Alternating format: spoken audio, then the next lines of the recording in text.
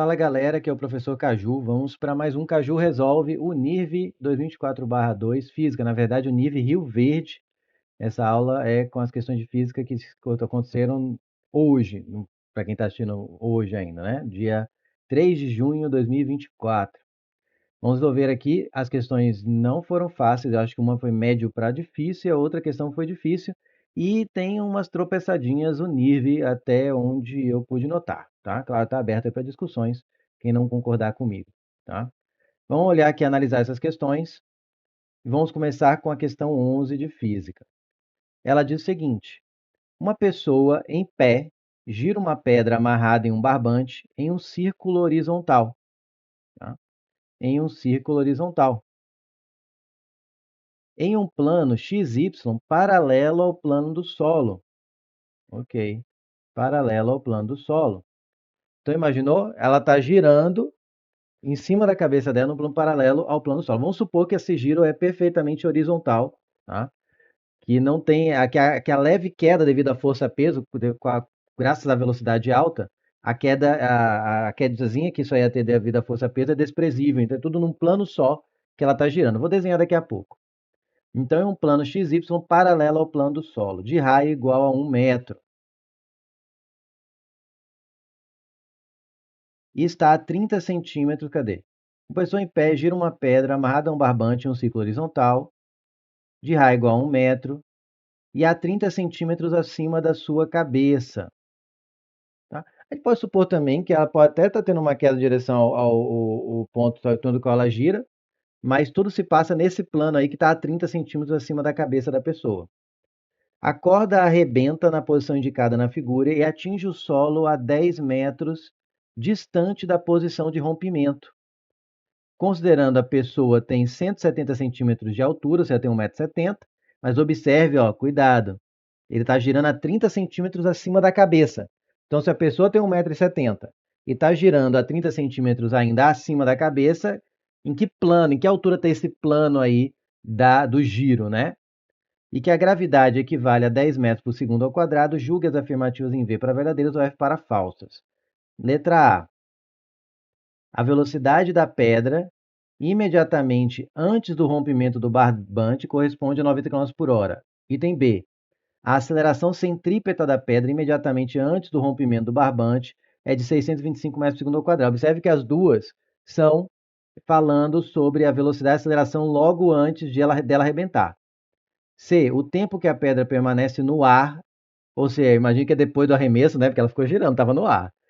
Ela quer dizer que o tempo de queda, o tempo de voo é de 0,4 segundos. E a letra D, se a posição da pedra no momento do rompimento da corda é descrita pelo vetor PI 000 metros, aqui é a cara da Unirv, né? Colocar ali um vetor em 3 dimensões. Então tem aqui, eu vou trabalhar com coordenadas 00, x, y e z. Já já eu vou mostrar isso também. Isso não é a primeira vez que aparece na Unirv, tá? A Unirv gosta de trabalhar, vira e mexe, aparece 3 dimensões. E esse M é para dizer que é em metros. O vetor posição, quando a pedra toca no solo, seria um P final 10, 0, menos 2. Seria o vetor que indica a posição, né? Seria o vetor que indica a posição onde ela atingiu o solo. Perfeito. O que a gente vai fazer? Primeiro a gente vai fazer um desenho aqui, só que eu vou fazer...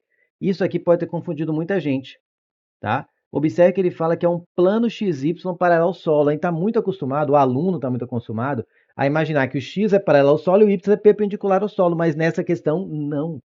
X e Y correspondem a um plano e todo esse plano é paralelo ao solo. Então, a ideia seria mais ou menos esse desenho aqui, ó.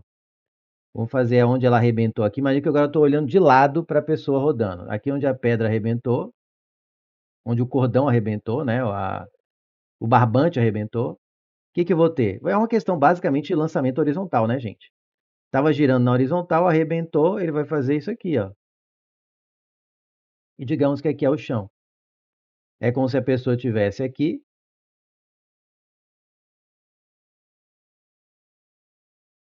né? Aqui está a corda, ela estava girando aqui, não é isso?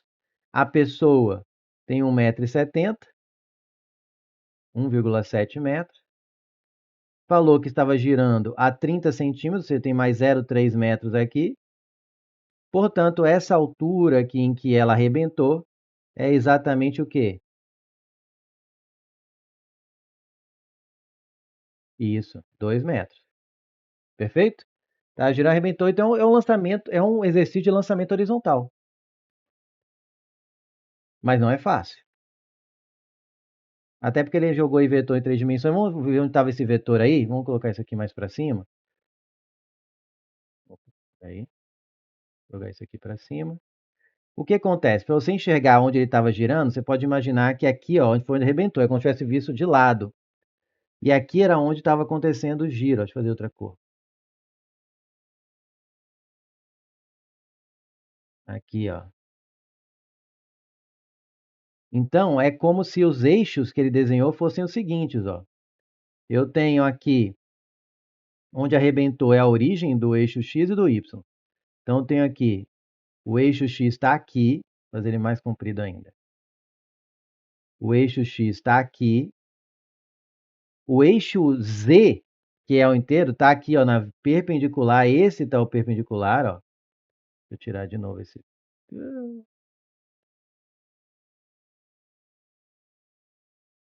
Acabou indo aqui junto. Aí tá. Termina aqui. Esse eixo que sai do chão, vou ter que chamar de eixo Z, por quê? Porque o eixo Y está aqui, ó, em 3 dimensões. Ele está como se fosse, imaginando isso aqui em perspectiva, esse aqui é o eixo Y. É como se x e y formassem o quê? O plano, um plano aqui, ó, que está todo a 2 metros acima do solo. E o Z que dá a altura, então. Já que x e y é paralelo ao solo, o terceiro que vai ser a altura em relação ao chão. Percebe? Então ela estava girando nesse plano aqui, que é o plano XY, e o Z, que é o terceiro parâmetro ali, a terceira coordenada, é que vai ser a altura em relação ao solo. Mas a gente vai chegar nisso quando for na questão no item D. Vamos primeiro para o item C, tá? Eu vou começar pelo item C, porque eu vou acabar encontrando o item C para poder responder o A e B. O item C é o tempo que a pedra fica no ar. Basicamente é o tempo de voo, que basicamente é o tempo de queda, já que ela cai enquanto vai indo para a direita, né? Então eu vou analisar aqui a componente vertical do movimento. A gente lembra lá em lançamento horizontal, supondo que não tem resistência do ar, que é o Nirva esqueceu de falar, mas se não daria para resolver a questão, eu vou analisar aqui o movimento, só a componente vertical desse lançamento, e vou assumir que não tem resistência do ar, portanto, é um MUV acelerado unicamente pela gravidade.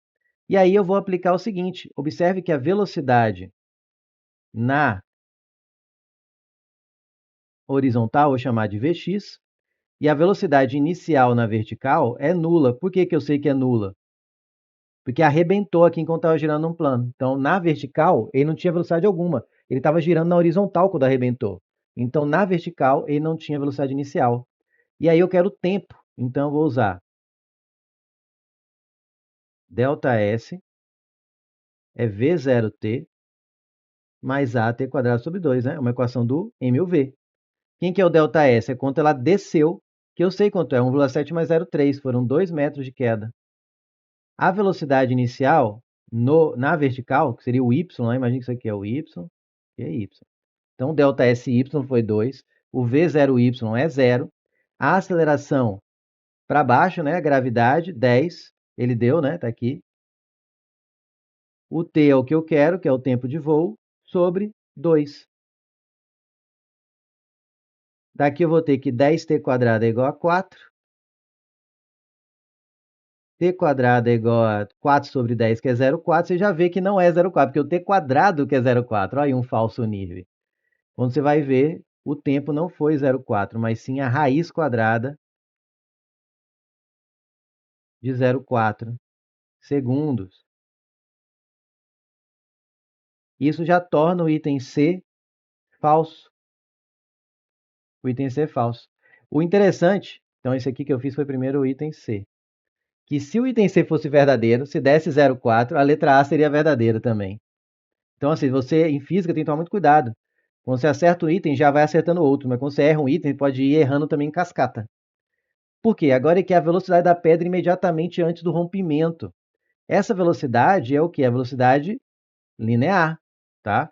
É a velocidade com que ela estava aqui, ó, que é quando ela sai pela tangente, é aqui o Vx, que é essa velocidade aqui. Como eu já sei que essa distância, ele disse que foi 10 metros, ó, 10 metros distante da posição do rompimento, como essa distância é 10 metros, eu posso analisar agora o movimento horizontal. Então, vamos agora responder ao item A. Eu vou olhar para a componente horizontal do lançamento horizontal.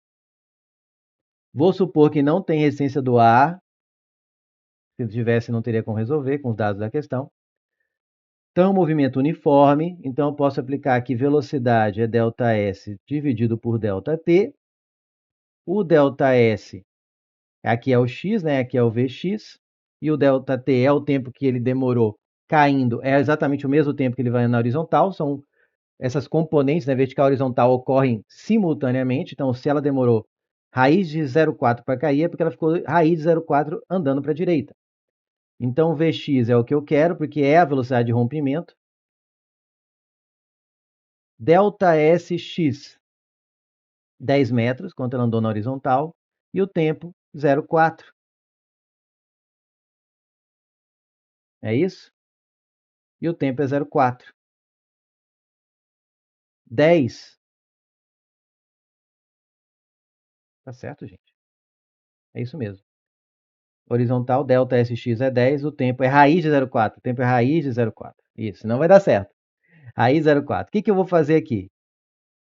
Eu vou pegar e vou elevar ao quadrado, para ficar mais fácil. Primeiro eu vou passar o 0,4, raiz 0,4, multiplicando.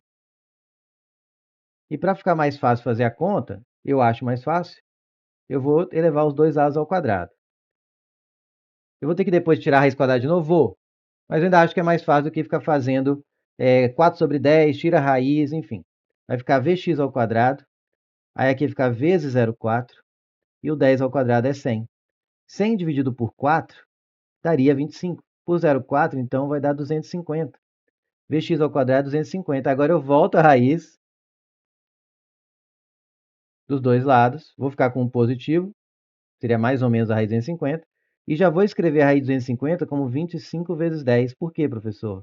Porque 25 é manha, né? Eu sei que 25 é uma raiz exata.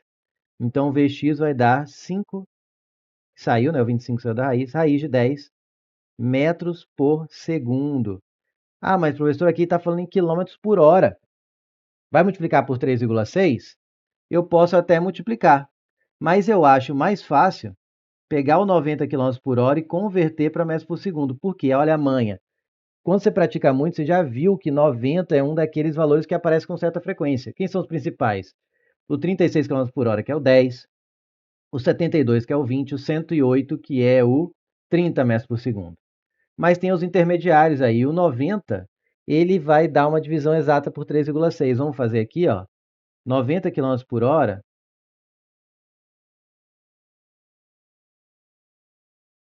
É mais fácil converter o 90 km por hora para metros por segundo do que converter 5 raiz de 10 metros por segundo para km por hora e ter que aproximar a raiz de 10. Também dá certo? Dá.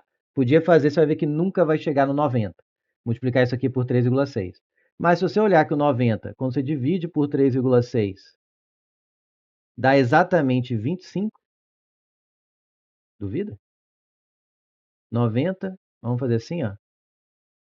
Vamos fazer assim, ó. 90, vou escrever dividido por 3,6.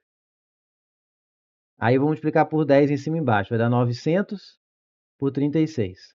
36 é múltiplo de 9, então você divide por 9, aqui fica 100. Divide por 9, aqui fica 4, né? Tabuada. 36 por 9 é 4. 100 por 4, 25, tá aí. Gostou? Portanto, 5 raiz de 10, com certeza, é diferente de 25. Você concorda comigo? Teria que ser raiz de 25 aqui, para ficar 5, aí ficar 5 vezes 5, 25. Então, com certeza, isso aqui, eu não preciso fazer essa conta esdrúxula. Isso aqui não é 90 km por hora, porque isso aqui não é 25 metros por segundo. Né? Portanto, Vx é diferente de 90 km por hora. Se aqui o tempo tivesse dado 0,4, depois você faz. Se não fosse raiz de 0,4, fosse 0,4, aí você ia encontrar aqui 25. E aí ia dar 90. Foi aí que o nível contou com o seu deslize. Né? Aí que estava a rasteira, para quem quiser saber. Era para quem não percebesse que era a raiz de 0,4 e fizesse que o tempo era 0,4, esquecesse de tirar a raiz quadrada. Tá? E aí eu tenho que a letra A é falsa, né? Porque isso aqui vai dar em torno de 50 e pouco para quem quiser fazer depois. E se você multiplicar aqui por 3,6, o 5, daria 18 vezes a raiz de 10, dá 18 vezes 3, 3 nos quebrados, né? 18 vezes 3 dá aproximadamente 54, né? 3, 8, 24, ele dá 54, vai dar em torno de 54 km por hora, tá? Então, essa letra A está falsa também. E a B? A aceleração centrípeta. Vamos fazer a B aqui embaixo, vou copiar essa página aqui. Fiz uma cópia dela, tá aqui ainda, ó, só para quem quiser ver. Aqui eu fiz, eu já ter deixado essa página extra, mas enfim. Só para continuar aqui, eu vou fazer a letra B. Ele quer a aceleração centrípeta. Vamos lembrar a equação da aceleração centrípeta? V quadrado sobre R. É só tirar o M da força centrípeta, né? Porque força é igual a massa vezes aceleração. Quem que é o V quadrado? Eu já tenho, ó. Aquele negócio de levar o quadrado dos dois lados. Me ajudou também, ó. O V quadrado, lembra aqui, ó, ele é 250. Então, aqui eu já coloco 250. E o raio, que é 1 metro. Então, essa foi fácil, né? Dá 250. Como está em metros por segundo, dá, na verdade, isso aqui, o V quadrado, né? Isso aqui é aceleração, então é metro por segundo ao quadrado. Melhor, pronto, resolvido. E aqui fala, então aqui não é 90, aqui não é 625. Vamos marcar tudo ali em cima? Aqui não é 90, aqui não é 625, então a B também já vimos que é falsa. Falta a letra D. A letra D eu vou fazer aqui, ó. Eu já fiz o desenho. Vamos fazer a letra D com o desenho. Presta atenção. Ele está falando que a gente vai supor que o PI, que é a posição inicial, que é essa aqui, ó, é o 000. Por isso que eu já desenhei com a origem aqui em cima da bola onde ela arrebenta. E eu quero saber as coordenadas, então, desse ponto aqui, ó, onde ela cai. Observe que tem que ter x, y e z. Né? Então, eu já escrevi aqui, ó, direto. Aqui eu já vou fazer o item D. O item D vai ser feito aqui, ó. Quais são as posições, se fosse no eixo cartesiano, os eixos cartesianos, qual seria a posição disso aqui? O x, aqui é o 0, e ele andou 10 metros. Então, aqui é a posição 10 do x. Então, o primeiro é 10. O segundo é o y. O y é a profundidade e ela caiu nesse plano, nesse mesmo plano, ela não foi mais para trás, entrando no papel ou saindo aqui do plano. Ela continuou aqui nesse plano vertical, que é o plano x com z aqui, né?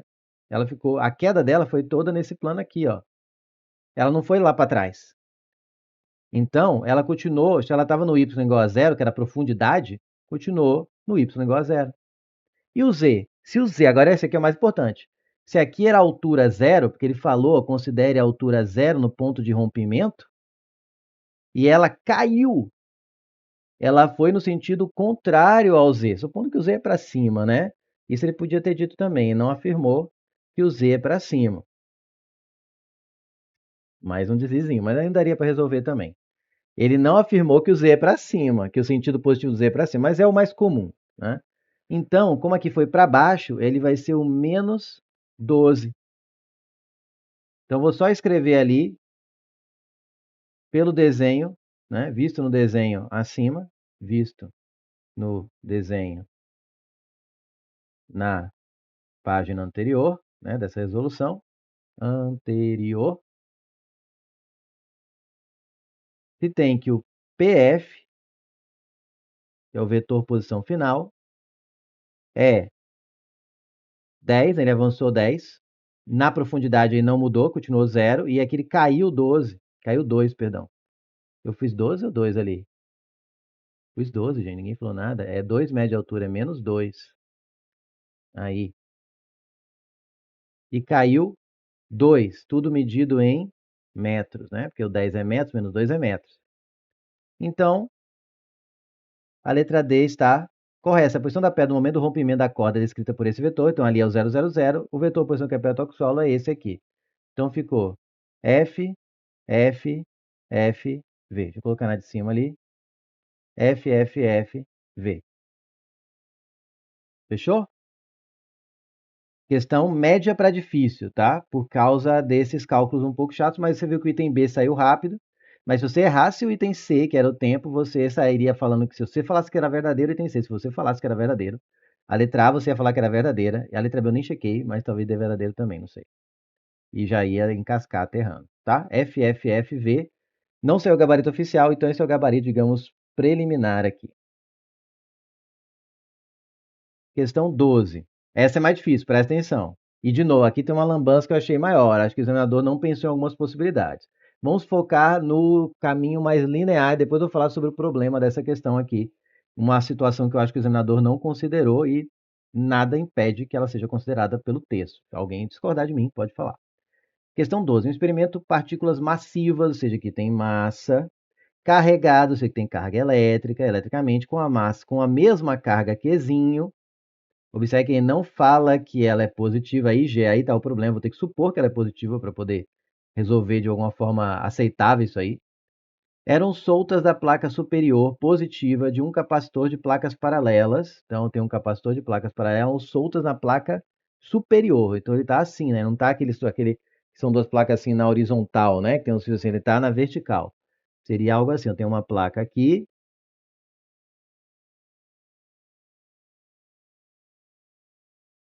outra placa aqui, e vamos continuar. Era um soro de placa superior, que é positiva, então ele está falando que essa placa aqui tinha carga positiva. Então, esse aqui, se é um capacitor, vai ter a placa negativa, cujas placas paralelas, onde é possível produzir um campo elétrico constante. Então, eu vou ter um campo elétrico aqui, constante, chamar de E, de intensidade E, direcionado para baixo. Perfeito. Cuja distância de separação entre as placas é Dzinho. Beleza, então daqui até aqui tem a distância Dzinho. Entre as placas do capacitor há vácuo. Ele deu esse valor que, sinceramente, é desprezível para cá. Eu não vou usar. Para a análise que ele pede aqui, eu não preciso. Isso aqui é nuvem de fumaça. Ele te deu a constante eletrostática do vácuo. Tá? Você usa para achar a força elétrica numa certa posição. Né? Quando você faz força K, Qzão, Qzinho sobre D quadrado. Porém, você está supondo um campo elétrico que varia, né? Na verdade, pode até supor que só tem uma carga, o campo elétrico seria variável, né? Quando você usa a força elétrica em função da distância da carga geradora. Então teria um campo variável. O que não é o caso aqui, o campo é constante. Então esse K eu não vou usar. Ele existe aí, a constante eletrostática no meio, mas eu não vou usar. O experimento foi realizado para duas partículas de massas diferentes. Então ele pegou, elas não têm a mesma massa. Ele falou que M2 é o dobro de M1. Ele podia ter colocado subscrito, né, Ondir? Mas tudo bem.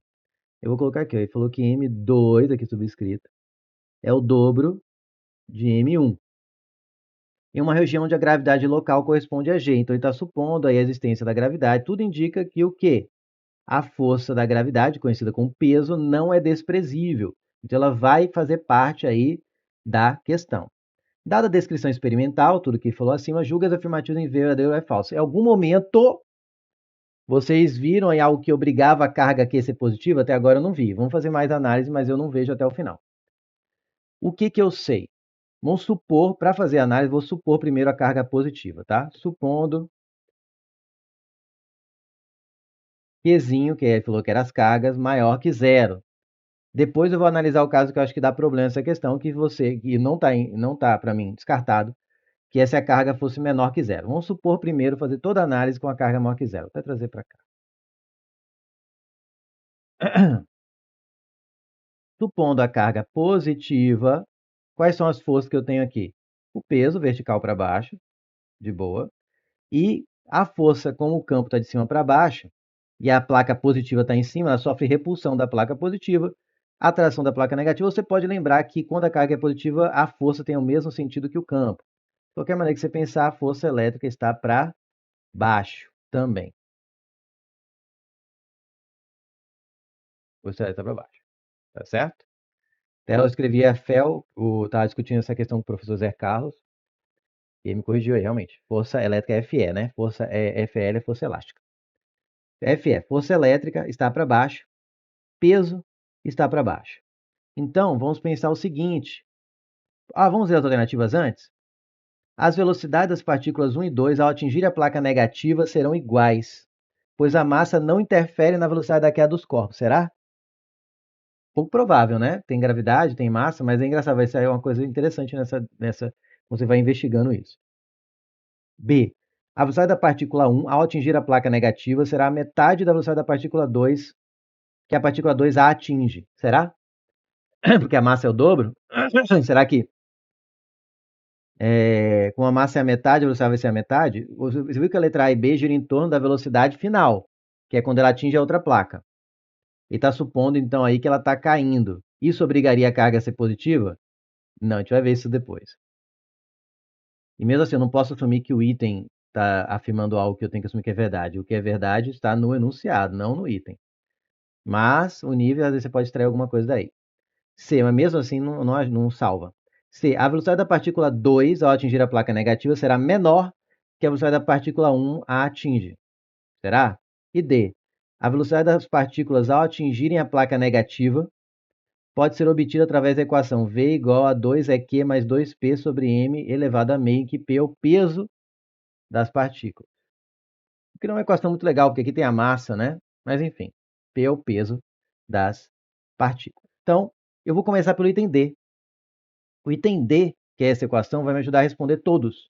É aquele tipo de questão da Unirv que é difícil, mas quando você resolve o item certo, você acaba desenvolvendo para responder A, B e C, você acaba chegando na D, né?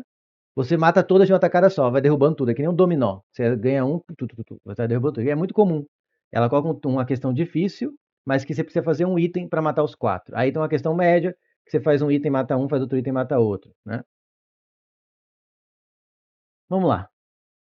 Eu vou começar falando sobre a força resultante. A segunda lei de Newton me fala que a força resultante sobre um corpo é igual à sua massa e aceleração. Eu vou partir do pressuposto que a força elétrica não varia, por quê? A força elétrica ela pode ser calculada como campo vezes carga de prova. Lembra disso? Ela pode ser K Qzão Qzinho sobre D quadrado ou simplesmente E vezes Q. Ainda mais quando E é constante, né? E vezes Q. Se for num certo ponto, eu posso também, quando E não é constante, eu pegar uma região, um ponto da região no espaço. Mas aqui o campo é constante, eu tenho que usar E vezes Q. Tá? Então, a força, o campo durante a queda toda da carga é o mesmo, ele é constante. E a carga dela, de cada carga, que eu estou chamando de Q, também não varia. Então, essa força elétrica é constante. E o peso depende da massa e da gravidade, que eu também estou supondo constantes. Portanto, a força resultante é constante. Sendo assim, eu vou assumir que se trata de um move, de um movimento uniformemente variado. Ó, nas duas questões caiu a ideia de move. Uma no âmbito de eletrostática e outra no âmbito de lançamento horizontal, né, na questão anterior. E, de novo, eu vou supor aqui o move porque eu estou atrás da velocidade. Né? Se a força é constante, é m vezes a. Se eu isolar aqui o a, dá a força resultante dividido pela massa, concorda? O que eu vou fazer agora? Eu vou jogar isso aqui na equação de Torricelli, já que eu não tenho o tempo de queda. Vou fazer aqui, ó, v quadrado, já que é move eu posso usar, igual a v0 ao quadrado, mais 2a delta S. E aí, aqui tem uma coisa importante, elas foram soltas. Se elas foram soltas, então eu posso falar que a velocidade inicial é nula. Então aqui o v0 ao quadrado vai dar zero. Aí vai ficar v quadrado igual a 2 vezes a aceleração, que é Fr sobre m, 2a delta S, que é a distância percorrida, que vai ser d. Certo? Não é? Agora o Fr eu vou trocar por... eu nem escrevi, ó. Força resultante. Aqui pelo desenho, qual que é a força resultante sobre a carga? Força elétrica mais força-peso, concorda? As duas estão para baixo. Então, não vou colocar aqui v quadrado igual a 2 vezes, aí no Fr eu vou trocar por Fe mais P sobre M, tudo vezes D.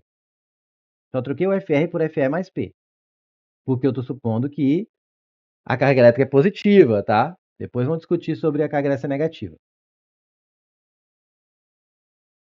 E para mim talvez caiba recurso, mas eu acho que a Unir não vai aceitar. Mas para mim cabe recurso. Mas vamos chegar lá. Supondo que a carga é positiva, dá tudo certo. FE eu vou trocar por E vezes Q, então vai ficar duas vezes. Vou até colocar um parênteses aqui, ó. E vezes Q mais P. P eu não vou trocar por MG por causa da resposta, olho no peixe, olho no gato. Que eu estou desenvolvendo para chegar em algo parecido com isso. Então vou deixar P aqui. Sobre M, tudo isso vezes D. Agora eu vou fazer distributivo aqui no 2. Então vai ficar V quadrado igual a 2EQ mais 2P, tudo sobre M, vezes D. E, finalmente, eu vou tirar a raiz quadrada dos dois lados e vou ter que V igual 2EQ mais 2P, tudo sobre M. Aqui está o problema, ó. Vezes D. Raiz disso também pode ser escrito como a Nívea adora. É elevado a meio. E aí, a D é verdadeira ou falsa? Falso, bem a cara que eu falo. Falso nível, tá faltando o D. Cadê o D aqui? Não tem. Não tem. Por isso, a D está falsa porque falta o D. Ah, trocadilho. Enfim. Então, a D é falsa porque aqui tinha que ter um vezes D. Aí seria verdadeiro, supondo que maior que zero, tá? Mas é falso de qualquer jeito, sem discussão. Tá faltando o D aí. No outro caso que a gente vê, quando o Q é negativo também, vai ter que ter um D aí. Então, não tem jeito. Isso aqui é D falso. Ponto, acabou. Agora, com essa equação aqui, ó, que eu cheguei, se eu desenvolver ela mais um pouco, eu respondo A, B e C. Tá? Então, aqui eu fiz o item D. Ó. Agora, eu vou vir aqui embaixo. Deixa eu duplicar essa folha aqui. Tá aqui em cima, então eu dupliquei. E vou pegar, eu vou partir dessa equação aqui e vou fazer A, B e C. Vou analisar os itens A, B e C de uma tacada só. Eu vou começar com essa equação que eu achei do V. Ó. Vou copiar ela aqui. Que é 2EQ mais 2P, tudo sobre M, não é isso? Vezes D, tudo isso elevado a meio. O que eu vou fazer? Eu vou trocar o P por mg e já vou fazer o D distributivo aqui também, ó. E vou trocar o P por m vezes g, massa vezes gravidade, tá? Então vai ficar 2E que D, 2E que é D, mais 2mg, que é o P, D, tudo sobre m, né? Aí agora fica isso aqui elevado a meio. Eu vou agora dividir em duas frações assim, ó.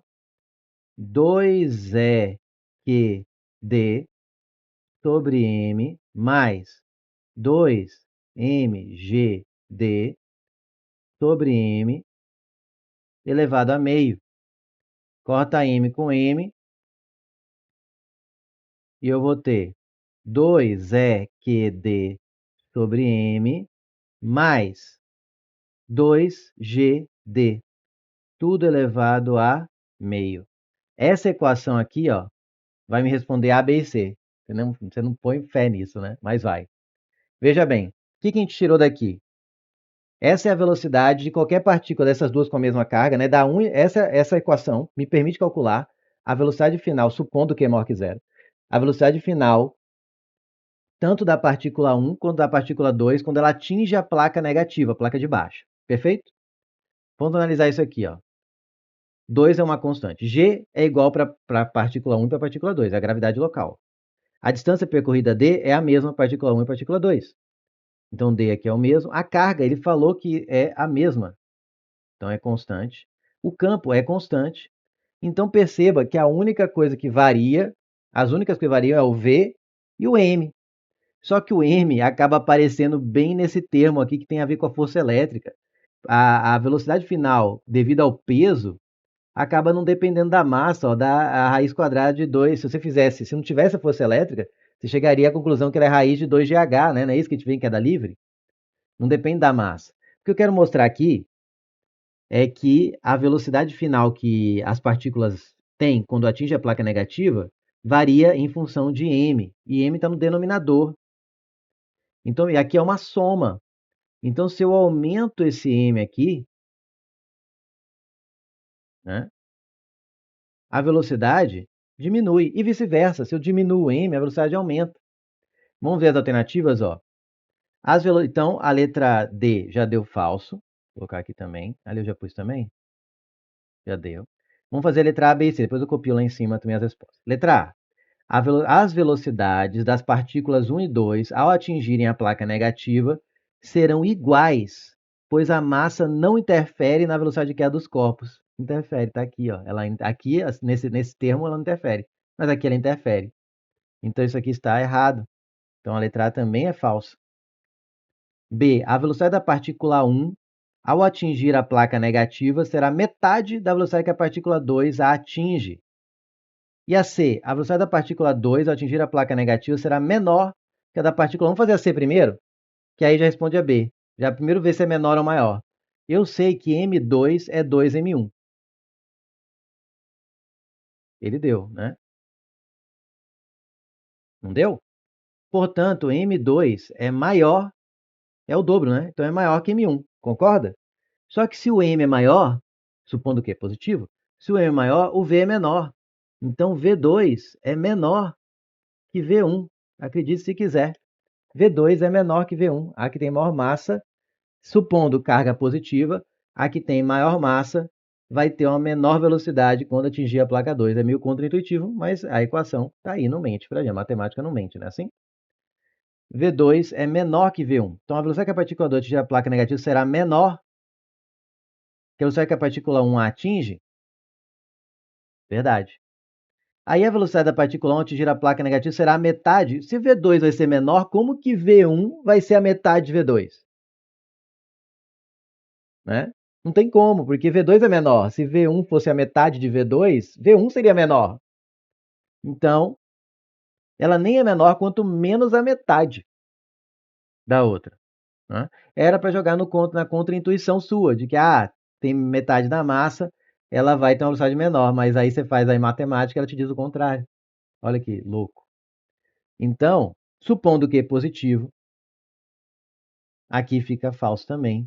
Eu fico com FFVF, que eu aposto que vai ser o gabarito oficial. Minha aposta, assim, não posso estar certo, mas minha aposta é essa aqui. Que os gabaritos que ela vai soltar amanhã, o nível, vão ser FFFV para física, né? E FFVF. Porém, aí acabou, tá? Acabou. Quem não quiser mais ver nada, porém, para mim, nada nesse enunciado garante que Q é negativo. Nada. Eu vou te mostrar por quê. E vou só ver o que acontece com essa fórmula aqui, ó. Então, vou fazer aqui separado. Supondo que menor que zero. Supondo que menor que zero. Se Q é menor que zero, vou só desenhar aqui a cara.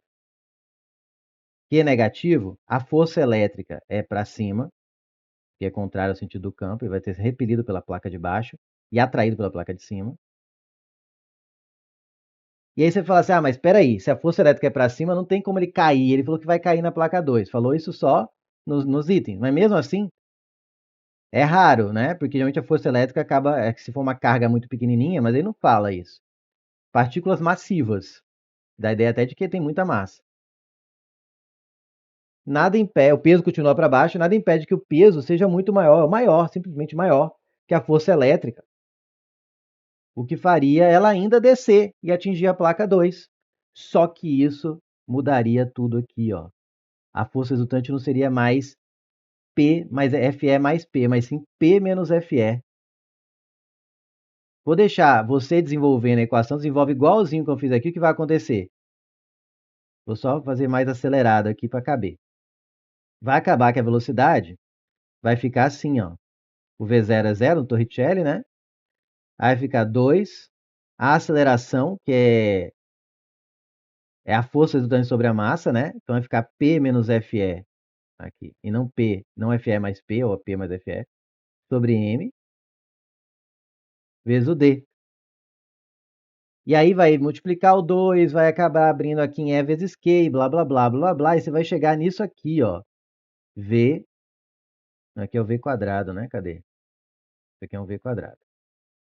Você vai chegar aqui no V quadrado igual a 2P menos 2 é Q. Vou multiplicar por D aqui, ó. D, tudo sobre M.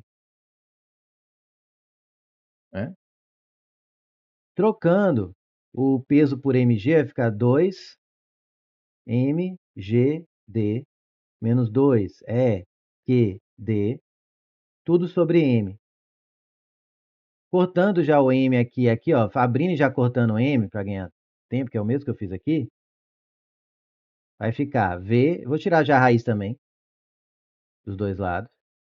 Eu vou ter a raiz quadrada, ou elevado a meio, né? Esse m vai cortar com esse m, vai ficar 2gd menos 2EQD sobre M. Tudo isso elevado a meio. Como que isso aqui ferra tudo? Assim. Agora, para esse caso em que o Q é negativo e o peso é maior que a força elétrica, porque também nada impede, porque só nos itens A, B e C, D que ele fala que ela vai atingir a placa negativa, nada impede em analisar, se eu pegar só o enunciado, ela podia nunca atingir a placa negativa, bastava que a força elétrica fosse, a carga fosse negativa, a força elétrica fosse maior que peso, ela ia soltar, ela ia ficar presa ali. Eu ia soltar ela na placa positiva, na placa superior, né, que é o que ele fala, solta da placa superior, ela ia ficar presa ali, presa na placa superior, nunca ia cair. Ela ia ficar sendo pressionada pela placa superior. Bastava que o FF fosse maior que o peso. Para mim, não está excluída essa possibilidade também nos itens, é outra falha dessa questão. Já poderia pedir até que ela seja anulada, né? Porque bagunça, né? Mas, ainda assim, supondo que é negativo e supondo que o P ela pudesse cair, porque ela ainda pode, basta que o P seja maior que o FE, chegaria nessa velocidade e aí inverteria tudo. Ainda não posso falar que a B é verdadeira, porque não é uma relação de inversa em proporcional, porque tem uma subtração aqui. Mas aí, se eu aumento M, aqui, o V aumenta. Por quê? Porque o M aumentado aqui vai diminuir o valor dessa fração. E ela subtraía do valor 2GD. Então estava subtraindo um valor pequeno, então o 2GD ficava grandão. Agora, se eu não estava subtraindo um valor grande, perdão, quando esse M era pequeno, pegava o 2GD, que é um valor, ele estava tirando pouquinho. Não, de novo, ó. A análise é mais difícil aqui. Quando eu aumento o M, vamos fazer assim. Quando eu aumento esse M aqui, o valor dessa fração como um todo cai, porque está no denominador. E aí agora eu estou subtraindo um valor menor do 2GD, o que faz com que essa conta toda fique maior, porque o termo negativo encolheu quando eu aumentei o M. Então o 2GD menos ele ficou grande, ou seja, tira a raiz quadrada, mas ainda vai continuar maior, que tiraria do outro também. Então, para esse caso que o Q é negativo, eu teria que o V2, como o M2 é maior que M1, o V2 seria maior que o V1, para esse caso, que é negativo. E aí faria a letra B ainda ser falsa, porque não poderia afirmar que é metade, né? Precisa de muitos outros parâmetros para ver o valor, se dava exatamente metade, seria um caso específico. A B ainda seria falsa, A ainda seria falsa, a D ainda seria falsa, porque não tem o D e ainda seria menos, mas o V seria falso também, porque a velocidade da partícula 2 atingir a placa negativa seria maior, e aí faria que a FFFF. Porém, eu acho que a Unive não observou isso, pelo jeitão da questão. Eu acho que o examinador não pensou isso. Até porque, sem saber se é mais ou menos, a questão ficaria ambígua. Ela poderia tanto ser letra B, ela poderia ser tanto F quanto V, dependendo de uma informação que não foi dada, até onde eu pude ver. Então, não é nem uma questão de trocar a letra C de F para V. Para mim, no mínimo, a letra C teria que ser anulada. Ela não pode ser considerada nem M, nem V, nem F. Porque se o Q. E outra, ainda teria um terceiro caso, né? Que ela ficar presa. Se a força elétrica fosse maior que o peso e a carga fosse negativa, ela ficaria presa, o que faria a letra A ser falsa, porque ela nunca atinge a carga negativa, a B ser falsa, a C ser falsa, e a D todas, porque zeraria tudo, porque ela nem sairia da carga positiva, que ficaria super estranho. Por isso que eu acho que o examinador não pensou nessa possibilidade. Se eu tiver aí inventando onda, e não tinha como chegar nessa possibilidade, mas para mim não tem nada, me aponta o que tem enunciado que garante que não pode ser essa situação aqui. Então, ou a questão toda deveria ser anulada, porque sem saber ser mais ou menos a carga, podia mudar a interpretação da questão, mas de qualquer jeito, sendo positiva ou negativa, A, B e D continuam falsas. Mas o aluno tem que pensar nos três casos, porque o examinador não colocou se a carga é positiva ou negativa. É ruim, né? Então, assim, se fosse bem rigoroso, acho que a letra C teria que ser anulada. Seria, talvez esse tenha mais chance de aceitarem o recurso. Porque a letra C podia ser falsa ou verdadeira. Agora, independente do caso que eu escolha, Q maior que zero, menor que zero, com força elétrica maior ou menor que o peso, A, B e D continuam falsas. Né? Não muda o gabarito dela. Então, talvez caiba mais um recurso aí para anular o item C. Mas ainda assim, eu acho que eles não vão aceitar. Não parece um tipo de questão que um item que a nível aceitaria, mas quem quiser jogar o recurso, tá aí a explicação, é o quê? O examinador não garantiu no enunciado que a carga colocada, as cargas são positivas. Só falou que valem Q. Sendo assim, teria essa possibilidade em que elas descem com F, a força elétrica, e o peso apontando para baixo, mas teria, se fosse negativa, a possibilidade da força elétrica apontar para cima e ser menor que o peso que aponta para baixo e chegaria nesse resultado e mostra esse desenvolvimento, o que faria o item C se tornar falso, enquanto no primeiro caso verdadeiro.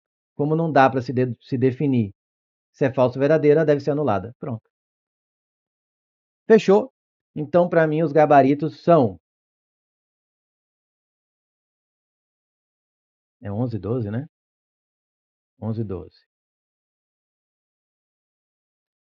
A 11, FFFV. E a 12, olha aqui em cima, FFVF. Com esse V aqui, interrogação. Que para mim, não dá para afirmar categoricamente que era V. Fechou? É isso, espero que tenham gostado. E até o próximo Caju Resolve.